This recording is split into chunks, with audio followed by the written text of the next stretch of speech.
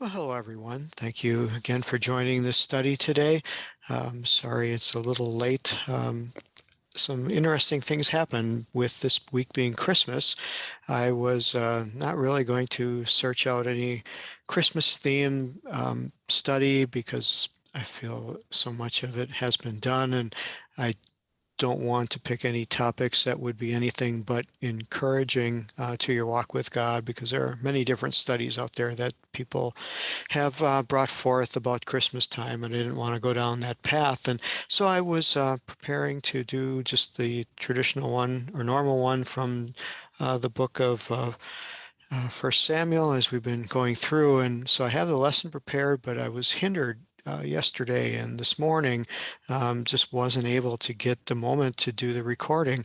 And while I was sitting in church this morning, I felt so strongly impressed when I was watching the Christmas program that was going on, and the word Emmanuel flashed on the screen and immediately resonated with me, and just touched my heart in such a way that I felt I had to do a study on the word Emmanuel, which many of you are very familiar with, but I wanted to just look at it from a Hebrew Aramaic context only. And so I did some research and tried to find, where is this word being used? Interesting enough, it's only used 4 times in the Bible. There are 3 of them that are in the book of Isaiah, and then the one in the Gospel of Matthew. And so Matthew, that we're familiar with, and what was always traditionally referenced during this Christmas season, is a reference from Isaiah chapter 7, verse 14. And so you see that on your screen today. And of course, it's this verse we all can quote, therefore the Lord will give you a sign. Behold, a virgin shall conceive and bear a son, and you shall call his name Emmanuel.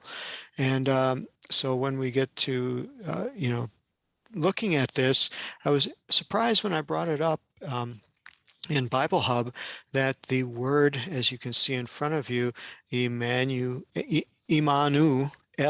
is really 2 words. Emmanuel is a compound word, and in fact, it is a word that I believe was somewhat contrived or derived later on as the scriptures became talked about and taught, and the messianic message was proclaimed. Then after the time of Jesus's birth, and the message repeated again in the Gospels, that these words, which were separate, which you see here separate in Isaiah chapter 7, verse 14, became conglomerated together to create a name. And not that that's improper, because it does say that his name, Shemo Emmanuel, but yet it wasn't originally written as a proper name. Even though right now, if you look, you'll see that the words are translated together. They're not translated separately. And there is the Strong's number of H6005 that's over the top of them. And when you click on it to open it up, it'll just say Emmanuel, proper name, and not give you any history behind it. And so this is intriguing, and I'm not satisfied just to let it rest right there. And so next thing I did was go to Isaiah chapter 8, which you can see on your screen right now. And it's actually in verse 8 where we see it again. And again, these are prophecies, and it talks about, and here you see the word Emmanuel at the end of the verse. And again, combined in a 6005 designation, and not giving us any idea. We see it's 2 words, but it's grouped together as a proper name. So I scroll down the chapter a little bit and get to verse 10. And here is where I get a little bit more information about this word, where here they actually break it apart. And so you're going to see here, I'll scroll up so you can see it in the middle of your screen. It says, Ki Emmanuel, and for with us God. Now remember, there's no verb here. Um, this is a preposition with us, and it's el, which is the word for God. Again, this is somewhat interesting. We know that God has many different names that are used in the Hebrew Bible, and the one that we like is Yahweh, because it has the ending on it that tells us about the merciful, compassionate side of God, the personal side of God. But yet we don't find that here in Emmanuel. Emmanuel.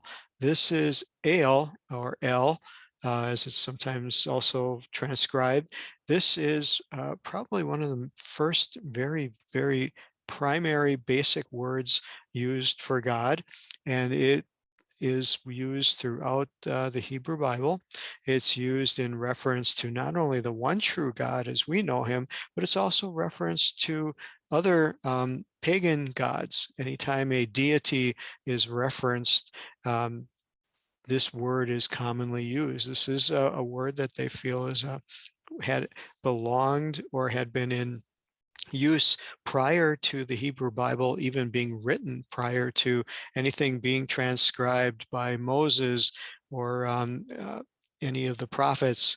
And this was a word used in Canaan, in the ancient lands, that this was the term used for God. And so this is a little bit intriguing here as to why God chose to associate his name and say that his name would be with us, and yet it's using a term that's more of a general name for God, not Yahweh, not any of Elohim, which is also kind of a pluralized version of El. And so this is somewhat intriguing. So let's unpack this a little bit. Now that we have this broken apart into Imanu and Ale, let's find some what I feel are very, very interesting things that we can look up. When we hover over the 5973 and open that up, we're going to see here that it comes up with the word im, which is the ayin, the huric vowel underneath, and a mem suffit ending. And you'll notice that it only has two consonants there. Well, every word in Hebrew is really has the ability to be traced back to a three-letter root. And so, well, what do you do when you don't have three letters? How do you move forward there? And what we find the case here is that you take the final consonant and you double it. And that is where it seems to give us a little bit of understanding. So you'd have an ayin, a mem, and then a mem suffit. And when you do that, it becomes quite interesting, and you see that there are many other words that are associated with this. But before we go deeper than that, let's just look at what im has here in the concordance. Obviously, it's used hundreds of times, and it's translated very many different ways. It's traditionally thought of as with, but it could be beside, it could be near to us, it could be even within us, could be towards us, has to do with presence. So the translators had a lot of words to choose from. So how does that help us understand this precious, precious word of God desiring to be um, with us? Was that the original intention behind here, or is there maybe a deeper meaning? So let's take a look, first of all, with Brown Driver Briggs, and scroll down a little bit, and we see some meanings here of this word with, that it has the meaning of fellowship and companionship. Fits in perfectly with God being in fellowship with us. He desires to be in companionship with us. Let's see if there's any more. Scrolling down, we see that this can be an indication of actions done jointly. We are his hands, we are his feet. He works through us. Again, fits perfectly with this understanding. We could be in a common action together. We could be unified either in a contest or in combat. The Lord is on my side. Who can stand against me? All those verses that substantiates this. This is, again, in dealing in a relationship. God deals with us. He works through us. We're of common lot together. Here's another one that's beautiful. We have a resemblance of him, and we have attributes that are similar to his. Again, just beautiful, beautiful words here, that this word "im," that's translated as with, can also take on other meanings. So let's go and just look a little bit further. Let's see what our friend Marcus Jastrow has to say in the Dictionary of the Targumim, um, with looking at this word here. And so we scroll down to, let's see, oh, this is looking at the double mem. There are two different meanings here. One is with the double mem, with the ayin, mem, and mem, and it has different vowel pointings on there, but we're going to just ignore that for right now. And we're going to see that this word also forms the root for the word am, which is people in the Hebrew language. Again, God with his people, and just another beautiful, beautiful parallel here. So we're going to go backwards a little bit until we get to just the word of dealing with im, which is a conjunction. It's to be near us. So again, that fits in very, very nicely. Also like to look at Gesenius, which has another beautiful rendition here, that this word im, he uses the word conjunction, but he also says that it can be in communion with, together with us, at the same time. Again, beautiful, beautiful expansion of this word, of God being in communion with us, in conjunction with us. He's together with us. He's with us at the same time.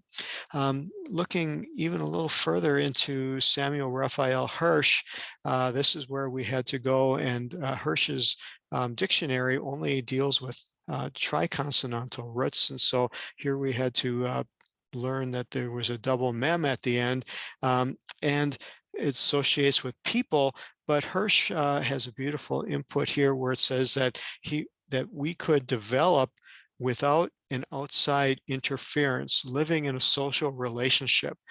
Now think about that God desires to have a relationship with us where we are being nurtured, we are being taught, we are developing in our relationship with him without any outside interference. And I believe this sums it up, that this was God's perfect plan for us by using these words of God being with us. So that takes us through the Hebrew, but again, the Hebrew and the Aramaic, I find, are so closely dovetailed together. And now we go back to this verse that started it all, which is in Matthew chapter 1, verse 23. And have up on the screen here is the verse in Dukrana, which is the Peshitta Aramaic New Testament. And we have the Aramaic in the Estrangelo or Syriac script on the top. Below it, we have the square script Hebrew, and then, of course, Ithrid's translation underneath. But what I want to point out is the words for that we're looking for is the Emmanuel. And what struck me here is why this needed to be translated. Why did they keep the original language, or did they keep the original language? And what is this telling us? And we know that in the Greek version that they retain the Emmanuel. And so we get an understanding that the words that were spoken from the angel to Mary, to Joseph, were not Greek. They were not potentially Aramaic. They had Hebrew. Now, it's very conceivable that he could have spoken in Aramaic to them, which was the common language of the day, and he could have used the word of Emmanuel in Hebrew, and that's why it was necessary to highlight it, because we find that in the Peshitta, which is the Aramaic translation or Aramaic scriptures, which many would say were the scriptures in which the original deliverance inspiration was given in Aramaic, because everyone spoke Aramaic. Matthew spoke Aramaic. Matthew probably spoke Hebrew also. And it was the common language of the day. But yet this word of Emmanuel was so distinct and had such a deep meaning to it that they, even in the Peshitta, in the Aramaic, they kept this separate as a Hebrew word. It is written in the Aramaic characters, which you can see by the spelling right here as I highlight over it, that it's consonantally and verbally sounds just slightly different, has the different vowels in it, but it's essentially the same letters, just in the Aramaic Syriac characters.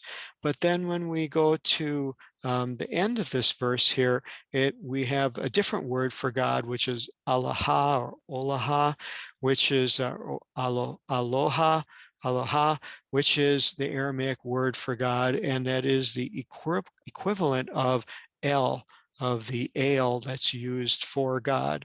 And so again, very, very beautiful correlation here, very beautiful keeping of the words. We can see the spelling in the Aramaic. We can see the connection between this word and how it was presented in the Aramaic scriptures, that this is still being interpreted, this is still being understood, and there was the writers wanted to make very, very sure that we understood this word very, very clearly, that there would be no mistake whatsoever in understanding that this is God who is going to be with us. And so I hope this insight was a blessing onto you. Again, just a beautiful ability we have to study the Word of God in these other languages and the original languages, and just gain a little bit more understanding of how much God truly desires to be not only with us, but to be in us, to fill us, to have a deep and close relationship with us, and deeper and more rich and more full than I think we'll ever be able to understand. But we get little hints of it here in the scriptures. So God bless you. Thank you so much for being a part of this class. I wish you a very blessed and Merry Christmas, and look forward to seeing you again in our next class. Bye-bye.